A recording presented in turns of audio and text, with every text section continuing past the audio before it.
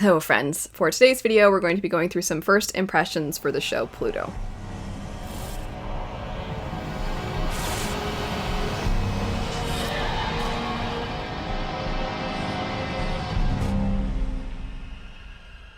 I'm going to structure this by having it be non-spoiler initially and then getting into spoilers, so the first impressions are going to be also somewhat of a heads up if you're somebody who is interested in checking this out, but you haven't just yet. Maybe in hearing the first impressions in a non-spoiler fashion will give you the heads up as to whether it seems like something you would enjoy. Then I wanted to tap into specifics and spoilers, as I'm going to go about this similar to if you've seen how I go through Attack on Titan and other such shows. I take notes while I watch so that I can sort of replicate that feeling of a true reaction, and then I can relay all of that to you. So it's a hybrid of a reaction and a review. But starting with the non-spoiler section, the first season of this show only has 8 episodes, but each episode is actually an hour long. So it is almost like watching a movie just within an episode, and my first impressions are just rooted in the first episode of this show. My true first feelings when I started watching it was that I thought, this seems a little cliche. It doesn't seem particularly unique or original, which surprised me because I know that this creator is known for writing kind of genre-bending mysteries that implement elements of sci-fi as well. And on top of that, a lot of times the reveals and the way that the story unfolds is shocking, mind-blowing. So when it first started, I was thinking, what? This kind of feels like a sci-fi murder mystery story that we've actually seen before. But very quickly, that changed. I shouldn't say very quickly because the amount of time that it took was not necessarily instantaneous. However, about halfway through the episode, we took a bit of a turn, and then I was instantly gripped from there, and I could not wait to continue. I also found myself pretty emotional just with certain things that transpired within this first episode. I feel it really didn't even seem like it was only an hour. Almost felt like 2 episodes in one, but it also felt like I grew to care so much about one specific character in particular within this first episode. And the best way I think I can describe it is that while yes, we do kind of have a shift midway through, the first part is rather introductory, the second part feels a lot more personal.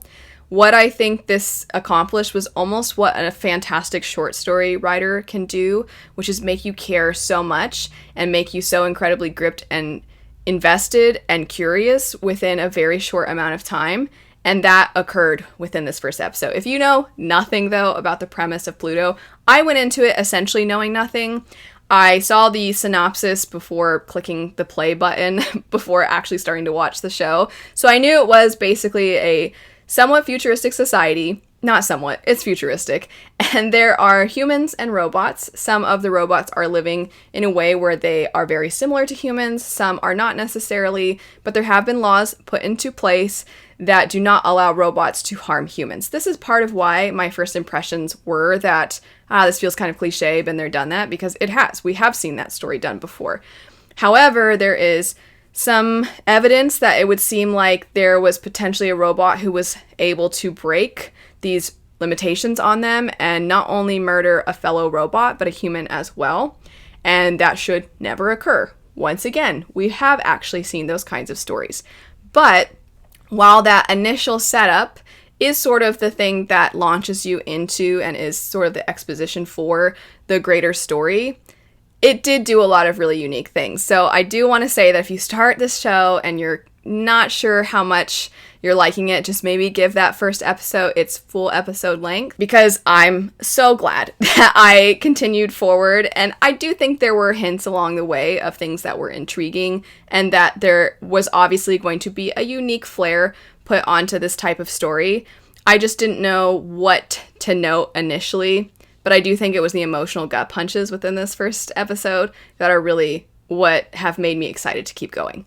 The setup for the story beyond just being this murder mystery involving robots and humans is that it is somewhat a reimagining of Astro Boy, of all things. I don't know that much about Astro Boy, so hearing that didn't really fill me in that strongly, but it did give me this knowledge that, okay, the creator is aware that this is an existing work, and even Astro Boy sort of feels like Pinocchio in some ways, So it definitely is building off of something familiar, and then it's adding his signature style to it. I think that that is a wonderful way to go about a reimagining if you're going to do something that has been done before.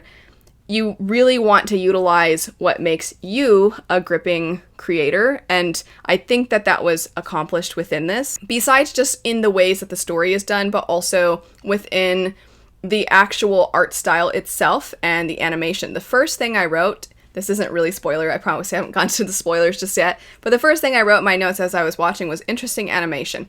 It's not quite like the show Blue Eye Samurai, where it is mixing 2D and 3D rather frequently, but rather it does have some elements of there being more three-dimensional animation, but there is 2D as well. But the movements of the characters, there is something that has more of a realistic nature to it. Also, the way in which the characters are drawn, I do think also is very different from what you see from a lot of current anime and a lot of animated shows in general. I think that the manga that this creator has also has that art style within it, and I'm really glad that they kept that when they created this, as I do think it sets it apart. I don't know if the idea of a sci-fi murder mystery involving robots and being a slight reimagining of Astro Boy, if that's a sell or not, but I do really want to encourage people to watch this, as I think that once you do kind of take that turn into the different, more personal, short story-esque like territory,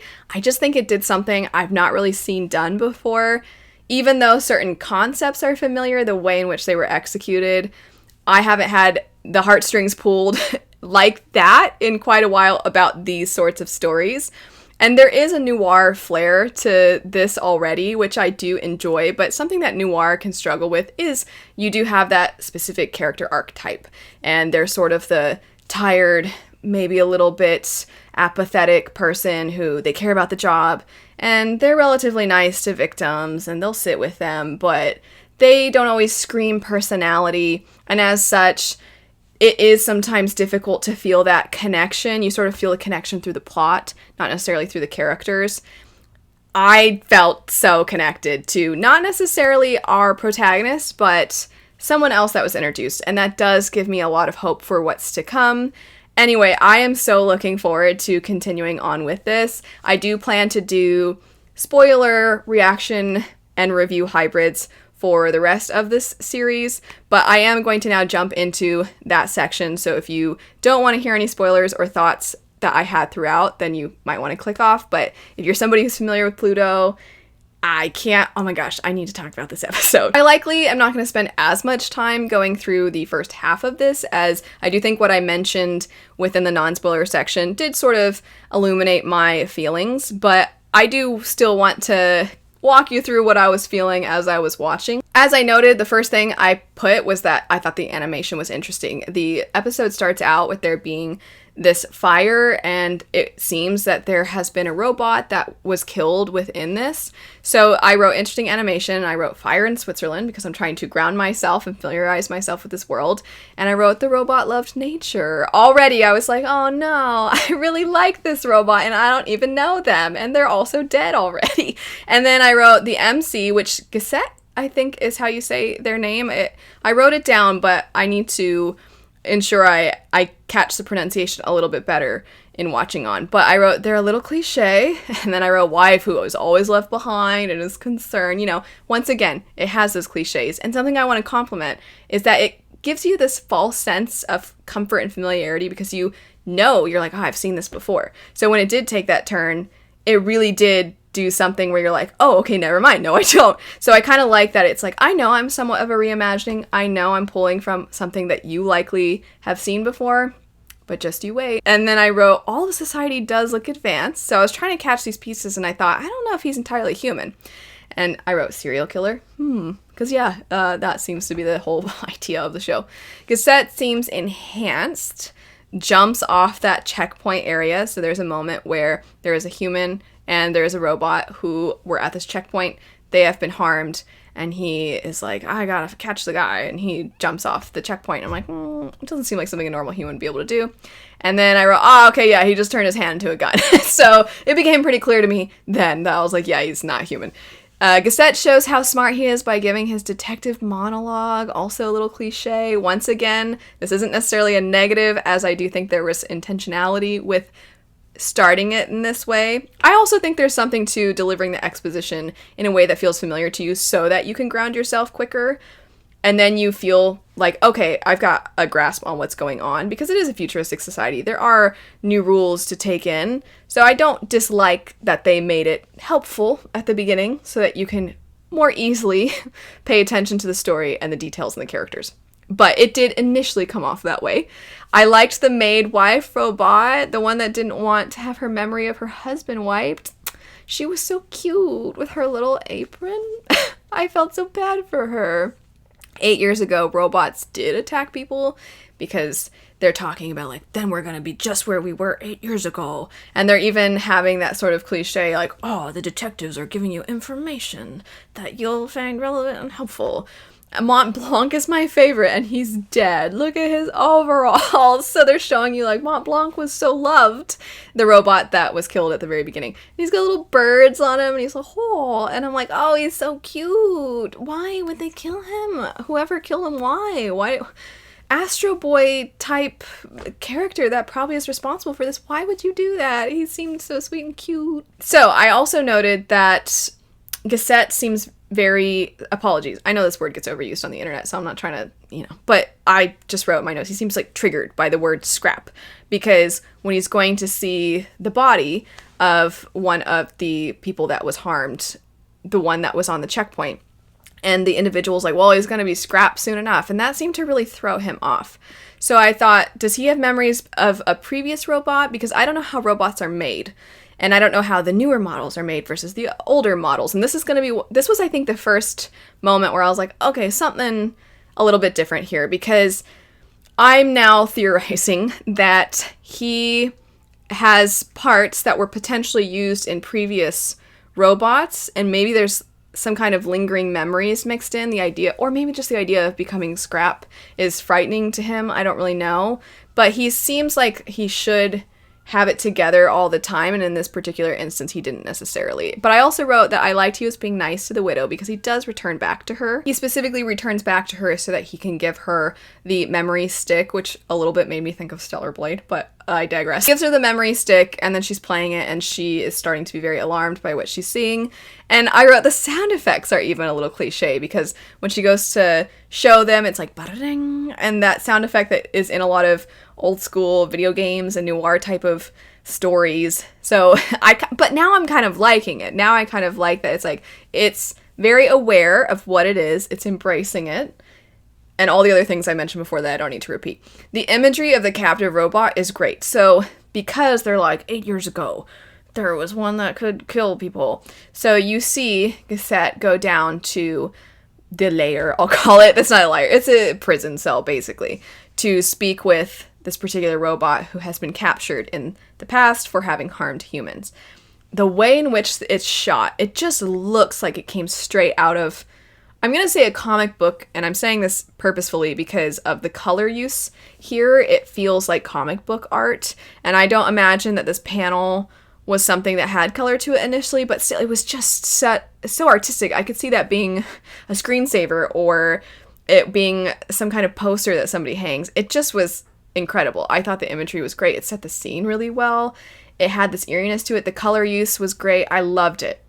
Then 6 of the most advanced left present, meaning there are apparently, that is what the captive robot says, the imprisoned one, that there are 6 of the most advanced left present, company included. And when he said that, I thought, does he mean himself or does he mean Gazette? I don't think that was particularly clear. I'm sure I will find out as I continue watching, but yeah, I'm curious as to what Gazette is capable of. Now we switch into the composer and North 2, which I'm just going to abbreviate to N2. That's what I wrote in my notes.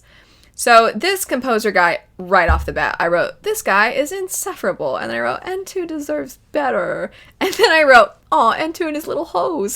So N2 shows up, and the first thing he says is something about the security system. So I'm like, this is going to end poorly. And he comes in, and Paul Duncan, I think, was the name that the composer ended up taking. But Paul is like, I don't want you here, man. All of you are the same. You don't know anything about anything. You just know how to kill. And he's just grumpy and mean. And at first I was thinking, okay, he's going to be grumpy, but then he'll turn a corner, and then it'll be better. It's going to be kind of an up situation, except for instead of a sad child, it's a sad robot. But while it does sort of do that, he was still so mean for so long. So I was like, man, I hate this guy. This is random, but also you're hearing like, oh, it's not allowed for the robots to harm people. But I was like, are stun guns not included? Because I think the robot at the checkpoint had a stun gun. So I'm like, what falls into the can't be harmed? What is the criteria for that? Anyway, that's not really related to N2 and Paul, but it was something that I was curious about. So I wrote, I hope N2 outplays him in piano. I don't think I even addressed the hose thing. So after getting back to the hose, after Paul is mean to N2, it just shows him outside watering, and he's just holding this little, I don't know, he's so precious. But I was also like, are they giving me a false sense of comfort here where they're going to pull the rug out from under me and he's going to brutally murder the old man? I don't think that's the direction it's going. I think he's just genuinely really, really sweet and just wants to learn piano. Hence me saying I hope N2 outplays him in piano. I wrote the aesthetic in the mansion is cool. Another shot that I thought was fantastic is when you see N2 walking it down the hallway and there are all these paintings on the walls. The imagery and the angles that are utilized in this show so far, I'm really impressed with. I also wrote, he wants to learn with a question mark, and my attempt at the like anime twinkly-eyed emoji, but also with tears, because I was really sad. I really liked this robot, and I'm like, no, this is gonna be sad. This is gonna end poorly. And there's a quote that says, I do not want to belong on the battlefield. And I'm like, no. He was forced to do things he didn't want to do, and now he has to sit with those memories, and he just wants to learn piano because he wants to create art and put something nice into the world and have some sense of peace and be able to create. This is devastating. And then I wrote, did the composer see robots kill people? Because he seems just so angry. And then I did laugh at the fact that the old man, Paul Duncan, says, if you want to make yourself useful, turn yourself into a metronome. And I was like, because I was feeling sassy because I didn't like him, I wrote, so those he's okay with. Anyway, so I wrote commentary on AI art and music, but also I want this robot to be able to learn music. So is it making me think about my thoughts? No, it's not. I'm not in favor of AI art or music, just to be clear. But this is different, okay, because he has feelings and he has sentience and he's nice.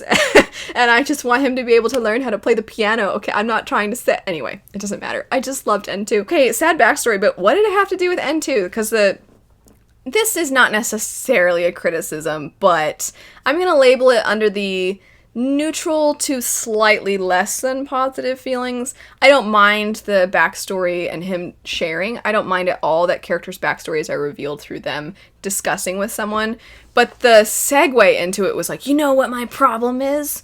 Well, and then he's just talking about like, I went to school and my mom left me and then I got really sick, and he's saying all these things, and I was like, dude, what? How does that justify your actions towards N2? He's been nothing but nice to you. So it did feel a little bit like, pause for a second for backstory that's not really that relevant to what's happening. But again, I'm not really that upset about it, because I'm like, we only have so much time. It's fine. Tell us your backstory. And it does play a role later. After that, I wrote, I'm worried N2 is dead, but Paul hasn't seen his body. So my fear when he was like, I want you to go, I want you to leave. So then you don't see Paul anymore. Or excuse me, you don't see N2. You obviously see Paul. So Paul is doing his thing, and you could tell he like kind of misses N2, and you're like, yeah, you should, because he was nice and helpful. You are also, though, knowing something is going to go wrong. They talked about there being some kind of security malfunction or breach or something at the beginning of this whole section. So you're like, what's going on? Is N2, is he actually dead? Has he not actually left? He just died? Did something kill him? Is his body around? But Paul just doesn't see it, which is not what happened at all. But I was really scared. And then I wrote, oh, phew, he's here. But I'm still on edge, because I'm like, this can't end well. And then when he has to relive his memories, and there's this quote he has where he tells, because he left to go learn the piece And what he kept hearing him hum, he's like, let me go back to this village he told me about and like, let me learn. And then he comes back and he's so sweet and he says, you deserve to remember all the pieces of your dream as I deserve to remember mine. But he's saying this as like encouragement to Paul and this feeling of you should forgive your mother. She did love you. Also, I want you to help. I want to help you see what you're trying so hard, this representation of the field and the sunset, and I want to help you create art again. And then he's over here being like, but I don't deserve it. I should have to remember everything I had to do. But I'm like, you probably wouldn't have done that of your own free will. You're a robot. They made you to do it, and it's not fair. I was so upset about this. I'm like, no. And then when Paul says, N2, I want you to stay. Don't ever go back to the battlefield. Do you want to learn piano? And oh my gosh, I didn't cry, but if there was a moment in this episode, it would have been then. I was like, something's gonna happen. That was immediately what I wrote after. Someone or something is going to kill them. And then, why is N2 hurrying? Because when Paul is finally remembering what he needed for that piece, and he's got it, and he's finishing it, and he's like, hey, come here, I did it, I finished it. And you see, as he's playing this piece, which was beautiful, by the way, I just want to know, and the animation for the piano was quite great, I will say. But anyway, N2, he kind of perks up, and then he starts hurrying down the hall. I'm like, no, why is he hurrying? No, I don't want anything to be here. I've seen what they did to Montblanc, and I didn't even know him, and I liked him, so what are they going to do to N2? And then I wrote, no, with some exclamation points, and then, well, all right, because obviously this ends tragically. Paul's like, you can come back now, and I was like, no. And then you go back to Gazette, and he's like, hello, boy, or whatever he says, I don't know. And then you see that kid, and Adam is his name, but I'm like, I think it's spelled with a T, not Adam with a D-A, A-D-A-M. I don't think it's that. I think it's Atom. And if this stupid kid is responsible, I'm like, I don't want you around anymore. But also, I'm like, what if you give me some kind of sad backstory with this kid? Anyway, so there are my first impressions and my reactions to the events of Pluto. I don't know what's going to happen next. The show could tank from here, and I'd be like, that whole section about N2 and Paul Duncan was a masterpiece. I loved it. It was so good, but so sad, and I'm upset. And justice for N2. I really liked him, and he just wanted to learn how to play music. Anyway, like I said, that's it for my thoughts. If you've watched Pluto, what are your thoughts about it? Do you feel, without getting into spoilers, that it continues to get better and better as it goes? What have been your thoughts so far on this? Anyway, I would love to hear your thoughts. Thanks so much for watching. I hope you have a great rest of your day, and I'll see you later. Bye.